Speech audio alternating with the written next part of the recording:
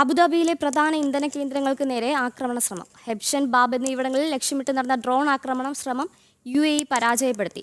2 ഡ്രോണുകൾ തകർത്തു. തുടർന്ന് ഇന്ധന കേന്ദ്രങ്ങളുടെ പ്രവർത്തനം താൽക്കാലികമായി നിർത്തിവെച്ചു. വാർത്തയുടെ കൂടുതൽ വിവരങ്ങളുമായി ഷിൻസ് ചേരുകയാണ്. ഷിൻസ്, വീണ്ടും അബുദാബിയിൽ പ്രധാന ഇന്ധന കേന്ദ്രങ്ങൾക്ക് നേരെ ആക്രമണ ശ്രമം നടത്തിയിരിക്കുകയാണ്. 2 ഡ്രോണുകളാണ് തകർത്തിരിക്കുന്നത്. എന്താണ് കൂടുതൽ വിവരങ്ങൾ? അമൃത, UAE ലക്ഷ്യമാക്കി ഇറാൻ നടത്തുന്ന മിസൈൽ ഡ്രോൺ ആക്രമണ ശ്രമങ്ങൾ 20-ാം ദിവസം തുടരുന്ന ഒരു കാഴ്ചയാണ് നമ്മളിപ്പോൾ കാണുന്നത്. അബുദാബിയിലെ ഹെബ്ഷൻ, ബാബ് എന്നീ ഇന്ധന കേന്ദ്രങ്ങളിലേക്കാണ് ഇറാന്റെ ഭാഗത്ത് ആക്രമണ ശ്രമം ഉണ്ടായത്. ഇതിന് UAE പ്രതിരോധ മന്ത്രാലയം ശക്തമായി പ്രതിരോധിച്ചു.